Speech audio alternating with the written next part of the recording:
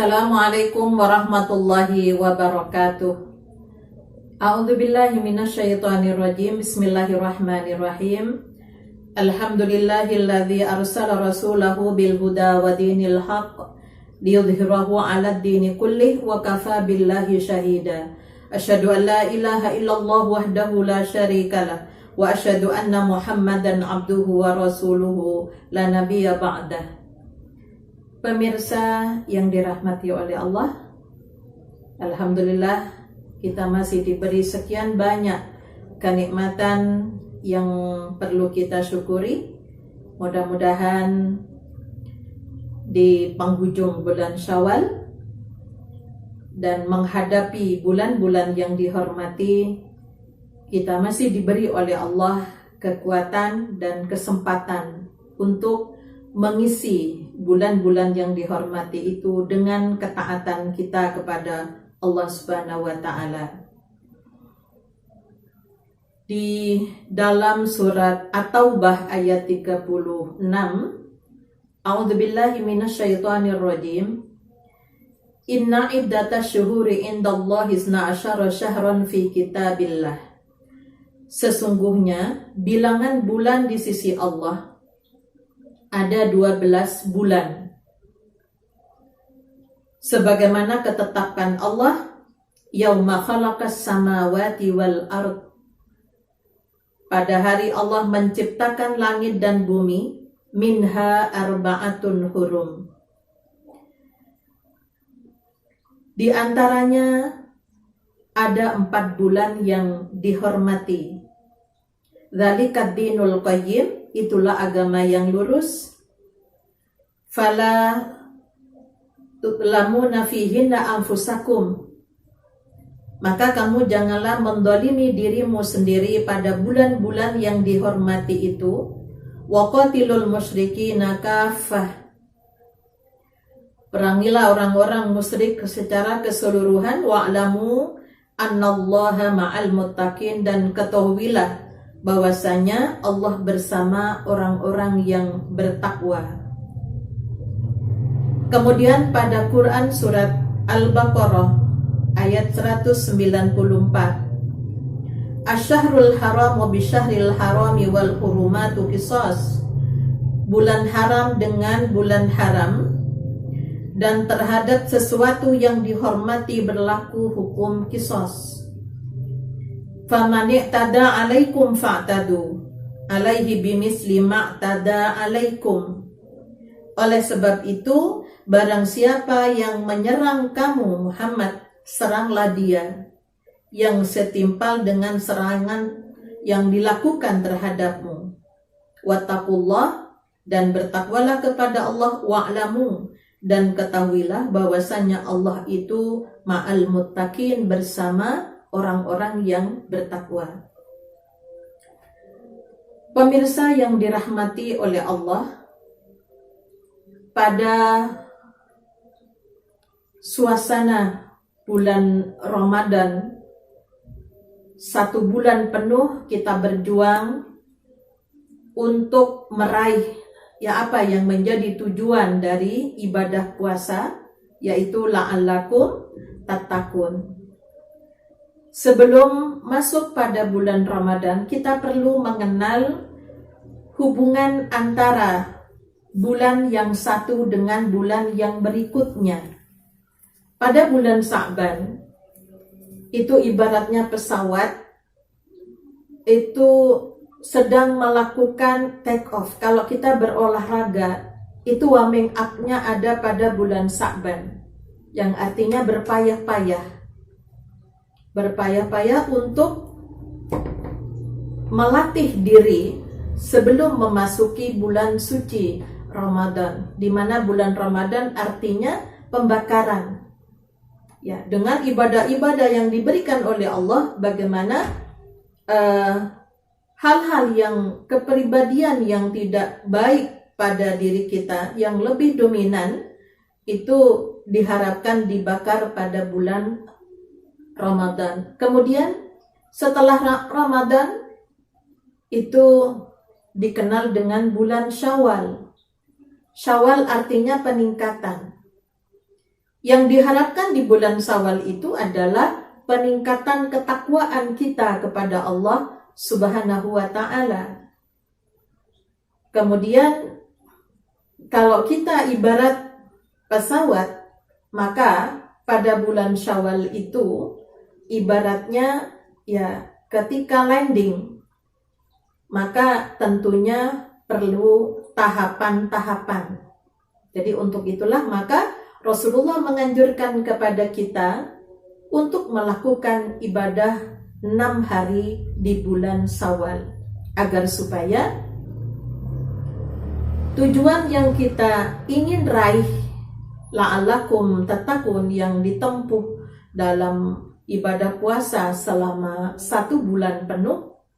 Nah, kemudian secara bertahap dilanjutkan dengan 6 hari di bulan Syawal. Jadi upaya untuk peningkatan ketakwaan itu, di mana pada Quran surat An-Nisa ayat 1, Quran surat Al-Hasr ayat 18, kata takwa diulang 2 kali oleh Allah.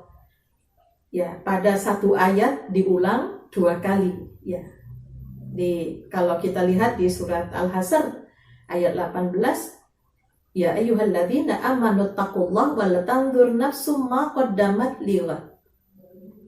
Wahai orang yang beriman, bertakwalah kepada Allah, hendaknya masing-masing diri mempersiapkan apa yang telah dilakukan itu untuk sanggup pada saat kehidupan yang berikutnya. Jadi kita harus berpikir untuk sanggup kita pada kehidupan berikutnya setelah alam dunia, alam kubur, kemudian alam akhirat.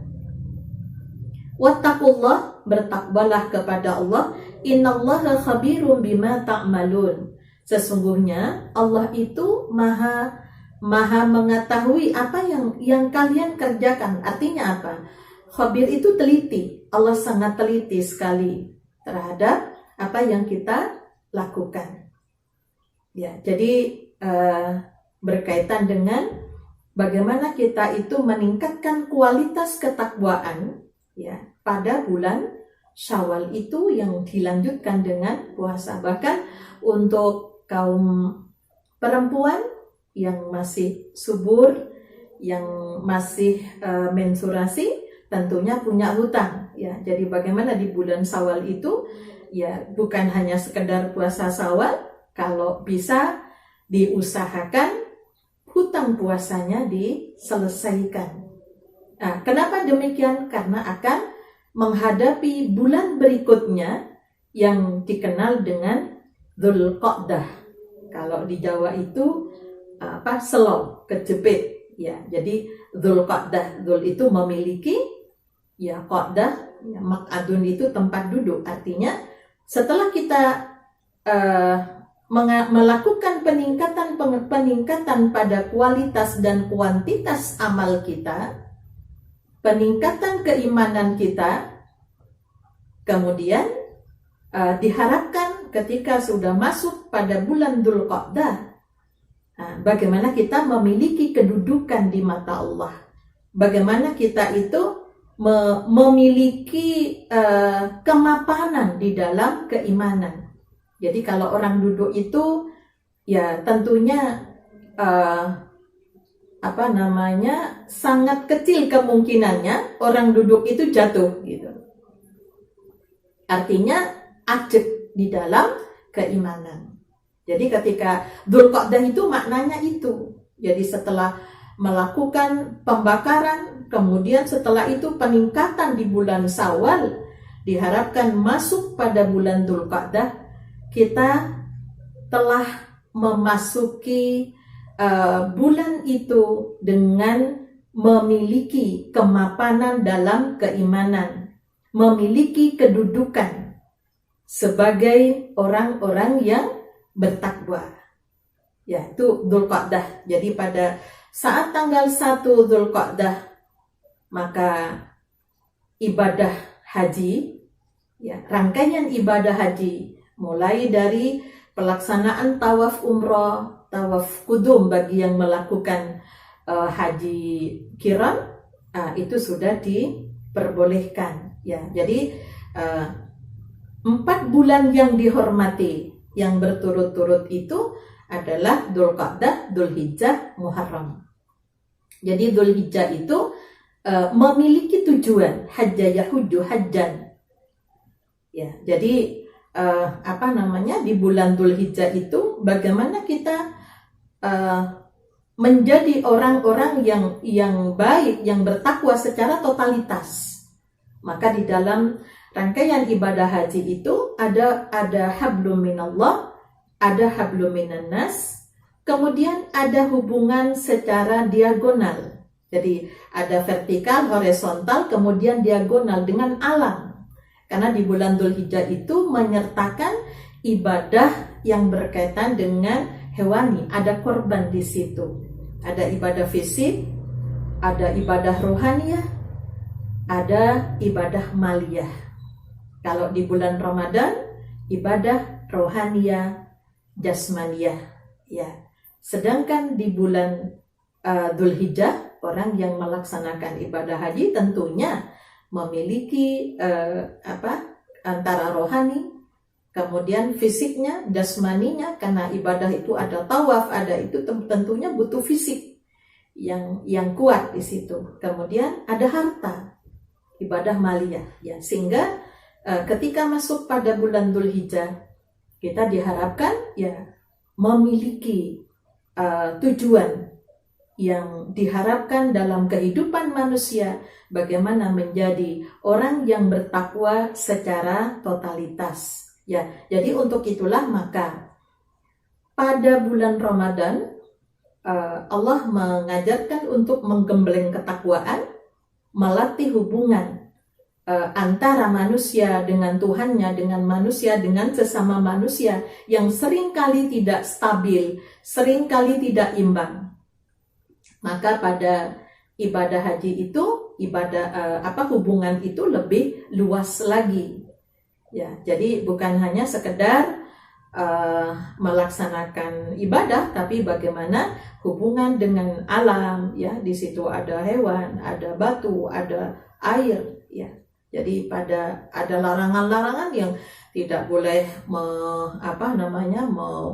mencabut tanaman, tidak boleh membunuh binatang kecuali yang diperintahkan memang untuk dibunuh. Nah, disinilah melatihnya itu lebih tinggi lagi dari puasa. Kemudian ibadah haji juga watazawwadu fa inna khairaz zadi taqwa, berbekalah dan sebaik-baik bekal itu adalah takwa.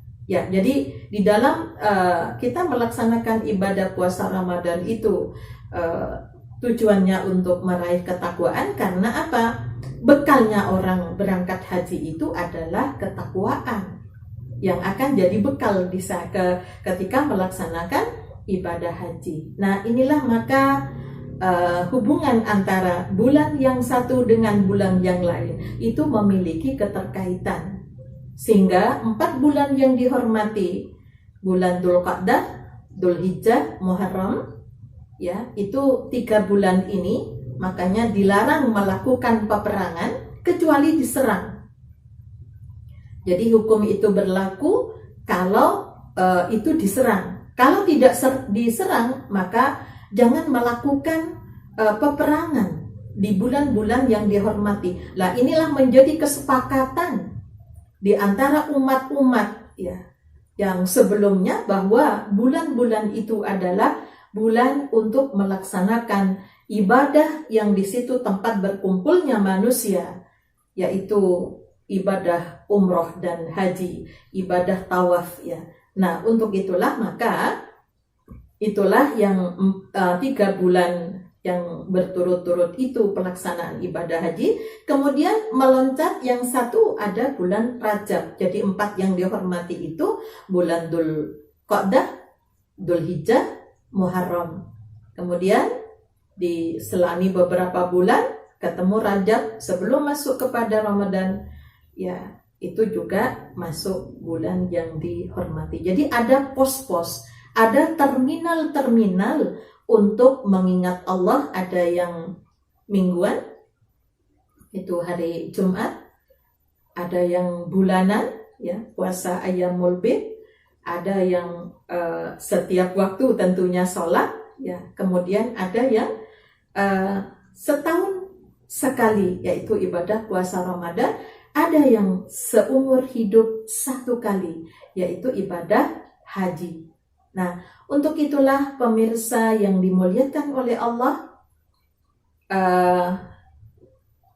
umat Islam khususnya di Indonesia sudah dinyatakan bahwa tahun ini tidak bisa melaksanakan ibadah haji. Jadi bukan ibadah haji nggak ada, tapi ibadah haji hanya berlaku pada negara-negara setempat yang tentunya sudah dijamin keamanannya, karena berangkat haji itu prosesnya begitu ini orang banyak, jadi tidak, walaupun nanti kalau bulan Juli ini sudah selesai coronanya, tidak semudah itu karena berkaitan dengan surat. Nah, apa yang harus kita lakukan?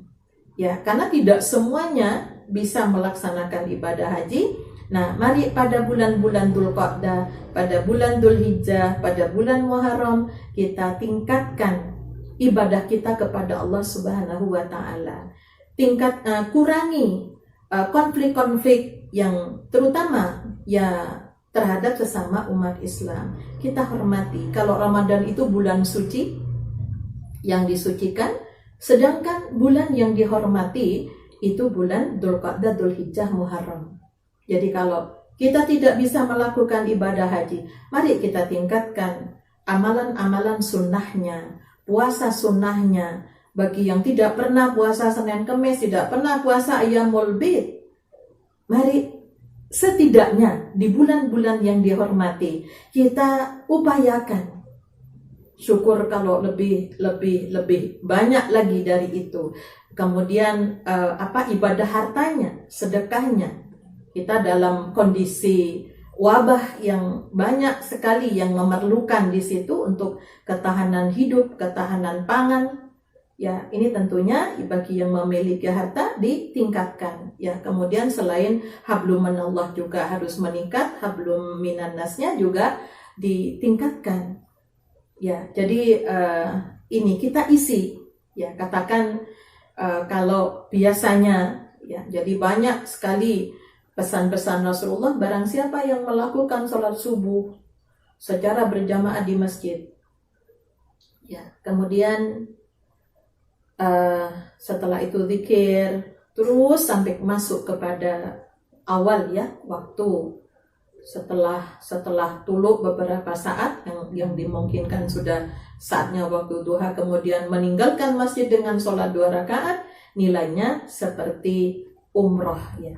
Nah, di beberapa tempat yang terutama yang zona merah otomatis tidak bisa ke masjid. Nah, apa yang harus kita lakukan?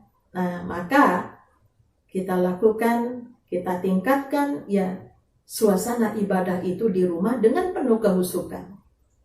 Tadarus dengan keluarga, ya, diupayakan, ya, jangan sampai kita tinggalkan, ya, sehingga nanti pada bulan Dzulhijjah itu kita berharap kepada Allah, mudah-mudahan dengan kondisi yang seperti sekarang ini, ya, setidaknya, ya, kalau kita berdoa kepada Allah, ya Allah, berilah kesempatan untuk tetap bisa melaksanakan syiar Allah, yaitu dengan berkorban untuk membantu, ya, membantu orang-orang yang banyak yang sudah penuh dengan korban-korban berkaitan dengan kasus yang tahun ini Allah lagi memberikan cobaan buat kita semuanya.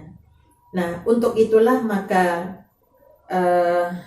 upaya-upaya untuk bagaimana kehidupan pribadi kita, muamalah sama Allah, hubungan kita dengan Allah kita tingkatkan, kemudian muamalah ma'annas, ma'al makhluk, hubungan dengan sesama, dengan ini juga kita tingkatkan, muamalah ma'an nafsi, hubungan dengan diri kita.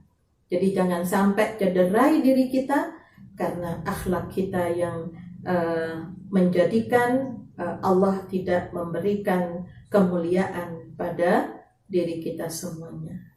Ya, pemirsa yang dirahmati oleh Allah, itulah 4 bulan yang dihormati yang selama ini hanya Dzulhijjah, hanya Muharram sama Rajab, kita lupakan Dzulqa'dah. Ya, padahal di bulan Dzulqa'dah ini diharapkan kita telah memiliki kemapanan di dalam keimanan sehingga kita mendapatkan kedudukan di mata Allah sebagai orang-orang yang bertakwa. Yang selalu kita minta kepada Allah Subhanahu wa taala dalam doa kita pada Quran surat Al-Furqan ayat 74, a'udzubillahi minasyaitonirrajim, Rabbana hab lana min azwajina wa dzurriyyatina qurrata a'yun waj'alna lil muttaqina imama. Ya Tuhan kami, berilah kami pasangan ya, jadi kesamaan suami istri dalam keimanan, wa dzurriyyatina, dan keturunan kami yang qurrata a'yun, yang indah dipandang di mata Allah, waj'alna lil muttaqina imama, jadikan kami pemimpin bagi orang-orang yang bertakwa. Jadi bagaimana Allah itu menempatkan kita masuk di komunitas, di lingkungan orang-orang yang soleh, orang-orang yang bertakwa.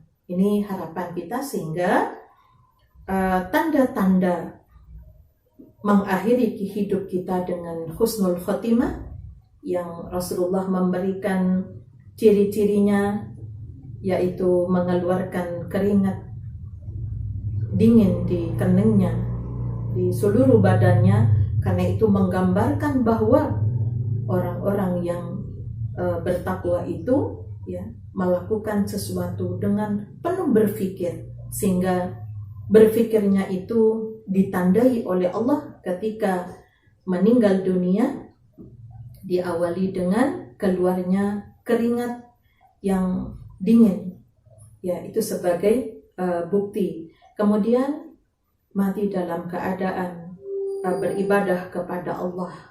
Sedangkan yang su'ul khotimah, yang tidak bagus di akhir kehidupannya, bagaimana kalau kita baca di surat Al-Qiyamah, bagaimana ketika Allah mencabut, malaikat mencabut ya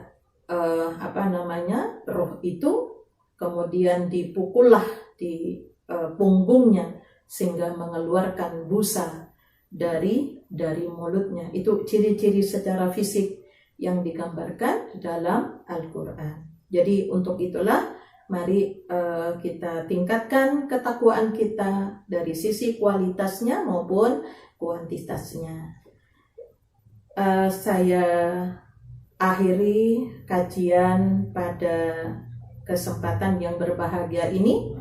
Mudah-mudahan kita memasuki bulan Dzulqa'dah benar-benar kita berupaya semaksimal mungkin untuk memiliki kemapanan di dalam keimanan sehingga kita mendapat kedudukan di mata Allah sebagai hamba yang dimuliakan oleh Allah. Saya akhiri, nasrun minallah wa fathun qarib wa basyiril mu'minin walhamdulillahi rabbil alamin. Assalamualaikum warahmatullahi wabarakatuh.